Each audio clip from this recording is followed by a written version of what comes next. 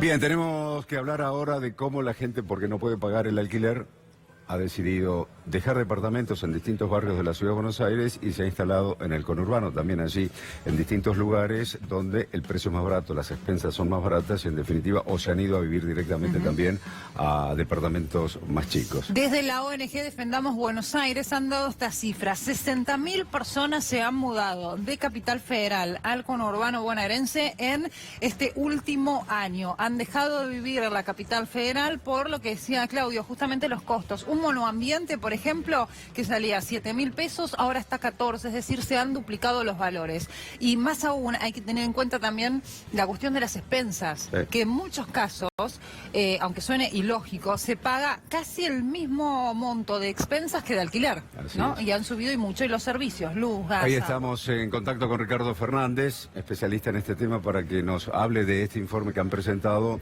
y también darnos detalles del porqué de todo esto. Fernández, muy buen día. Claudio Río y Agostina Scioli. ¿Qué tal? Buenos días, Claudio. Buenos días, Agostina. Bien. Cuando, para un detalle, hablamos de 60.000 personas, ¿eso indica que son 60.000 departamentos que se han desocupado o son familias y son menos departamentos? Deberían ser menos departamentos. No se puede llegar a estimar con exactitud qué cantidad de personas, pero se supone que se están hablando de menos departamentos, sí, sí. Y los barrios más afectados, tengo entendido, el más afectado ha sido Palermo. La cifra que arroja al menos esta encuesta está hablando de 10.000 inquilinos que han dejado la capital. Seguramente Palermo, Recoleta son de los más afectados, el corredor norte de la ciudad también. Lo que sucede con Palermo es que Palermo tiene el índice de valores de locación en este momento quizás el más alto, después lógicamente de Puerto Madero. Y ahí, si bien ustedes estaban diciendo un dato correcto, que los monoambientes pueden estar estaban algunos en 7.000 pesos, que era muy difícil encontrar eso en la ciudad, y rondaban los 14.000 pesos hoy en día. Esos valores de 14, 12.000, 13.000 pesos los podemos encontrar en la parte norte, Belgrano, Coglan, Urquiza, Núñez, Saavedra. Ahora, cuando llegamos a Palermo, ese mismo monoambiente lo podemos encontrar también en 14.000, pero lo podemos encontrar en 25, 30.000 pesos. Entonces, obviamente, monoambiente, sí. Que hoy en día está bien que esos monoambientes de Palermo estamos hablando. Claro, Claudio, lo que pasa es que esos monoambientes que estamos hablando, que hacemos referencia de Palermo, son los que tienen amenities, son edificios a estrenar, son edificios que tienen de repente por ahí 2, 3, 5, 7 años. Y seguridad, ¿no? Y son naturalmente son los más caros, sí. Claro. Pero eso ha mermado mucho, es obvio. Aparte, el mercado inmobiliario de locación ha ido mucho a la locación temporaria, entonces para turismo. La rentabilidad para el propietario no es buena y cada vez es mucho más difícil para el inquilino llegar a poder conseguir una vivienda adecuada. Hoy, para quien tiene la suerte de tener una propiedad, digamos, que puede disponer de ella para alquilar, porque no vive ahí, ¿es más rentable hacer un contrato de alquiler con alguna persona que vive aquí permanentemente o bien acceder a alguna de las aplicaciones que hay para alquilárselo, o también a las inmobiliarias temporariamente a algún turista? Financieramente, yo no soy experto en el tema, pero entiendo, y por lo que nos han informado, es que financieramente lo que más convendría es alquilarlo en forma temporaria. Sucede que, bueno, hay que ver cuál es la vacancia que puede llegar a tener esa locación a lo largo de un año entero. La renta se sabe que hoy es la más baja de la historia argentina prácticamente. Escasamente llega a un 2% anual. También, entonces, Fernández, muchos propietarios han tomado la opción de no incrementar tanto el alquiler para no perder el inquilino cuando tiene un buen inquilino, porque dice, prefiero así a no tener que yo pagar los gastos de ABL, expensas y todos los servicios de un departamento desocupado, ¿no? Por supuesto, y eso es lo primero que desde la Cámara Inmobiliaria, con todos los asociados, hacen con sus clientes, transmiten a sus clientes, a los propietarios, cuando se está por finalizar el contrato locativo, decir, bueno, si el inquilino ha sido bueno, cumplió, cuidó el inmueble, bueno, cuidemos al inquilino, que no se vaya. en un nuevo contrato incrementar un valor razonable que sea fácil de pagar, o por lo menos más fácil de pagar. Razonable, claro. Y que no sea... Sí, perdón. No digo que sea un valor razonable el Hola. incremento para que el inquilino pueda pagarlo, claro. Claro, claro, y que del otro lado el propietario también esté satisfecho, como Claro. que diga, bueno, por lo menos mantengo una renta muy baja, pero me cuidan la propiedad, es un inquilino que realmente merece que el propietario haga el esfuerzo de cobrarle menos. ¿Hay acuerdos, por ejemplo, de todo incluido? Es decir, que en el precio del alquiler ya está incluido, digamos, cuánto se paga mensualmente, con expensas y con servicios, de manera tal de que no haya una sorpresa para el inquilino, que por ejemplo alquila una propiedad, paga, no sé, 7.000 pesos de expensas y resulta que en 4 meses las expensas se fueron a 12. Entiendo que hoy en día esa práctica ya no se está usando. Era muy usual hace una década. Hoy es muy difícil aceptar eso. Aparte no es conveniente para el inquilino, porque en ese caso sería muy difícil que el inquilino pueda deducir lo que corresponde de no pagar, que son las expensas extraordinarias. Y por otro lado, en 4 meses, por poner un parámetro, podríamos decir en un año de tiempo, también sería casi imposible, diría yo, que una expensa de 7.000 se vaya a 12, 14.000 pesos. De suceder, obviamente, es por ingresos dentro del componente de pago de expensas, por ingresos extraordinarios, sea fondos de reservas o gastos no previstos. Fernández, estas 60.000 personas dejaron la ciudad de Buenos Aires para vivir en el conurbano. ¿Cuáles son los barrios, las localidades en donde se han instalado allí con la mayor cantidad de inquilinos? Bueno, básicamente el partido de Vicente López, partido de Avellaneda, partido de San Martín.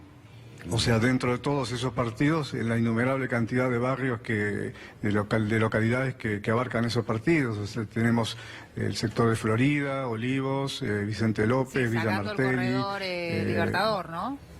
En el caso de Olivos, Vicente López, Más o porque menos. ahí los precios En son el más caso de caros Olivos, todavía que Palermo. No, obviamente, hay que separar esa zona, la zona de la Quinta Presidencial y demás, la zona de la Lucila también que es cara, pero la zona de Munro, por ejemplo, San Martín mismo, Caseros, San Andrés, todo ese sector Villa Ballester, y si nos vamos a la zona sur, tenemos el sector de Avellaneda, Gerli, Remedios de Escalada, Lanús, Lomas de Zamora, Banfield. Y las personas realmente que... la gente ha tenido que elegir. Claro. Vivía acá en un departamento, pongamos siempre un ejemplo, matrimonio y 2 hijos. ¿Se fueron a un departamento de mismas dimensiones en cuanto a metros cuadrados y comodidades, digamos, o se fueron a una propiedad de un departamento más chico? Cuanto más alejado estés del cordón de ingreso a la capital, podés llegar a conseguir mayor cantidad de metros cuadrados y una habitación más de lo que por ejemplo, estabas alquilando en capital. Digo yo, ahí hay que afinar el lápiz, ¿no? Porque después hay que pensar, si uno trabaja en capital, lo que gasta en transporte, en ir y venir, y cuántas personas de esa familia viajan a capital para trabajar, y el costo que eso representa también, ¿no?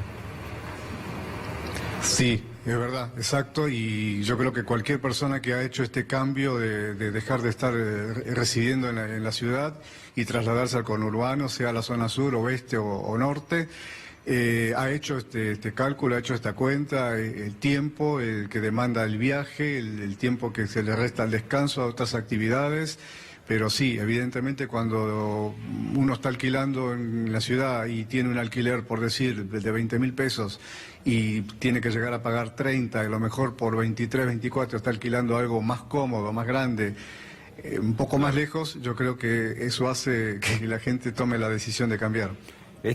¿En qué periodo se produjo el abandono de estas personas de capital hacia provincia? El informe que hizo... Esto se empezó a dar... Sí, esto se empezó a dar a partir de mediados del 18, en forma gradual, y hoy se nota mucho más.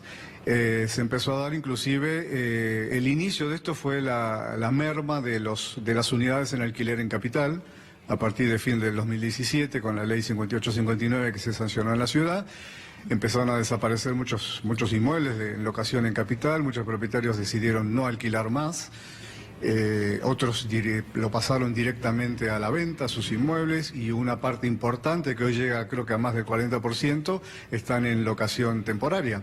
Entonces a partir de ahí los alquileres han empezado a subir mucho más que un sueldo, ustedes lo saben, entonces es de público conocimiento.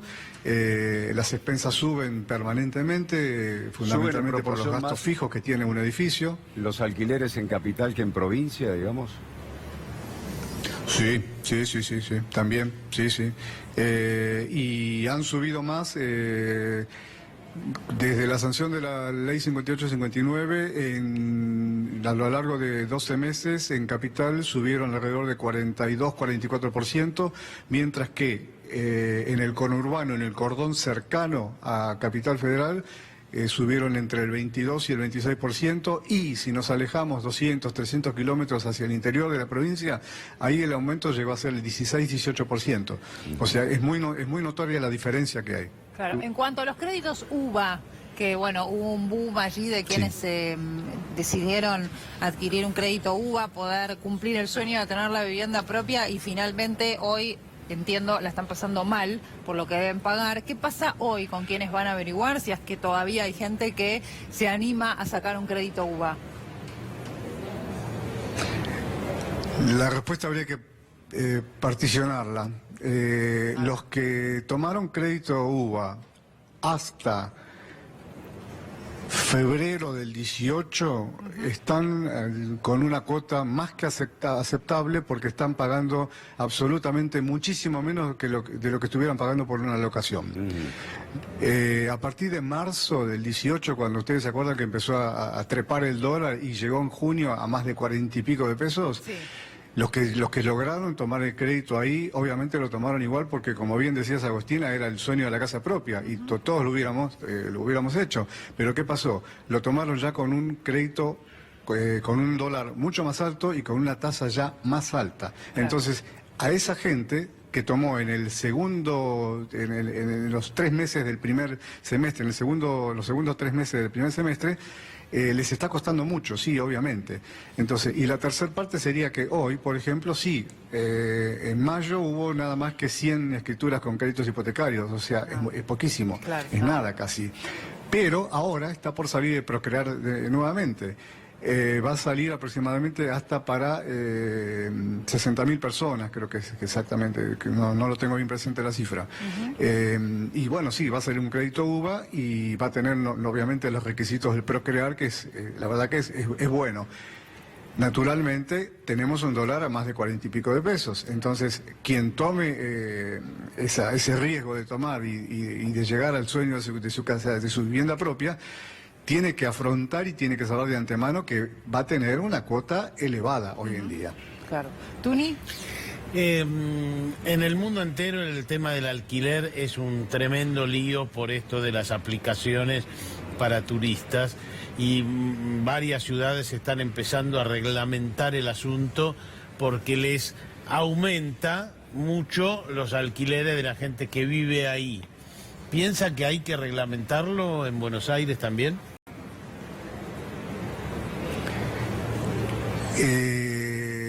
No entiendo bien a dónde apunta la pregunta. ¿Podés ser un poquito en Barcelona, por ejemplo, como van tantos turistas, alquilan los departamentos para turistas, precio altísimo, para el que quiere ir a vivir, digamos, y que no es turista, los alquileres aumentaron de forma sideral. Algo así está pasando, según usted mismo lo relata, en la ciudad de Buenos Aires, porque muchos ya están alquilando a turistas. Entonces, muchas ciudades empiezan Berlín lo acaba de hacer, Barcelona lo acaba de hacer, diciendo, ojo, esto está encareciendo demasiado la vivienda y lo están empezando a reglamentar. ¿Buenos Aires debería reglamentar esto de el alquiler de viviendas para turistas? La parte de locaciones urbanas, cuando se refiere al el turismo ocasional o turismo vacacional, está reglamentado ya, está directamente en el Código Civil y Comercial, o sea, es por un término de máximo de 90 días y tiene que ser sí con fines turísticos. Quizás lo que habría que hacer es reglamentar o ocuparse de que realmente lo que se alquile por hasta por 90 días sea con fines turísticos, para que no haya otras situaciones. El tema de los valores, obviamente sí son más caros, pero no viene de ahora, Tuni. Esto viene de hace más o menos 15 años en la ciudad, que se empezó a hacer la locación urbana para temporada de descanso con fines turísticos, especialmente a extranjeros. Y obviamente en moneda estadounidense. Entonces se volcó mucha gente a ese tipo de locación. Naturalmente también el propietario tiene que invertir muchísimo dinero, porque esas unidades que se alquilan con ese fin y que se pagan en billete de dólar tienen todos los servicios como si fuese un hotel 5 estrellas. Yo creo que lo que se debería hacer es controlar que realmente se alquile con fin turístico y no con un fin habitacional, para evitar un contrato de locación, como regla el Código Civil y Comercial, que tiene que ser de 2 años. Básicamente eso, con eso ya estaría más o menos controlado. En cuanto a que incremente el valor locativo, el valor locativo se incrementa ya de por sí por movimiento del mercado, mes a mes, año a año, depende cómo esté la época, depende del estado económico también del país, y depende de las leyes que estén sancionando, como por ejemplo ahora en la ciudad, y que puede llegar a haber algo similar a nivel nación, porque ustedes saben que están en el Senado, en este momento se están tratando un par de proyectos de una ley nueva para alquileres a nivel nacional. En cuanto a la ganancia que le puede dejar a un propietario, y de eso hablábamos antes, y es a lo que hizo referencia también Tuni, que alquila por estas plataformas, desde marzo del año pasado la ganancia es menor. ¿Por qué? Porque hay un impuesto, es una retención del 28% para el propietario sobre, por supuesto, el dinero que recibe por parte de la aplicación en cada uno de los alquileres que llega a concretar, ¿no? Un 28%. Es decir, antes para un propietario realmente le convenía muchísimo más alquilarlo de manera temporaria a turistas o a quienes necesitaran un departamento, por ejemplo, una semana, 2, 3, un mes, pero ahora, a partir de marzo del 2018, ya con esta retención, realmente los números cambian, y bastante, ¿no? Y además está esta cuestión que usted decía, es que tiene que conseguir continuamente, si bien está publicado en la aplicación y demás, implica no tener la seguridad de tenerlo ocupado todo el tiempo, ¿no? Es verdad, Agostina. Lo que sucede es que cuando hablamos de esa aplicación, que la conocemos todos, es un trato, digamos, de persona a persona, de particular a particular. Yo quizás hacía un poquito más hincapié en lo que es la locación por temporada de descanso, que así se denomina jurídicamente, en cuanto a la intervención lógica y razonable del corredor inmobiliario matriculado. O sea, vos sos propietaria, me decís, mira, te encargo este departamento, lo tengo totalmente amoblado, equipado, en muy buena zona, no sé, en Palermo, Cañitas, en Microcentro, pero es el corredor inmobiliario toda la locación. Entonces, que hacen referencia a que quizás en el futuro grave más todavía la actividad. Claro. Bueno, bien, ahí estamos teniendo algún problema. En definitiva, tiene que pasar por el corredor. No lo recuperamos, ¿eh? Bueno, le agradecemos mucho por todos los datos que nos ha aportado. Bueno, la realidad que se vive, ¿no? Hoy, cerca de 60.000 personas que en el último año han dejado la capital federal y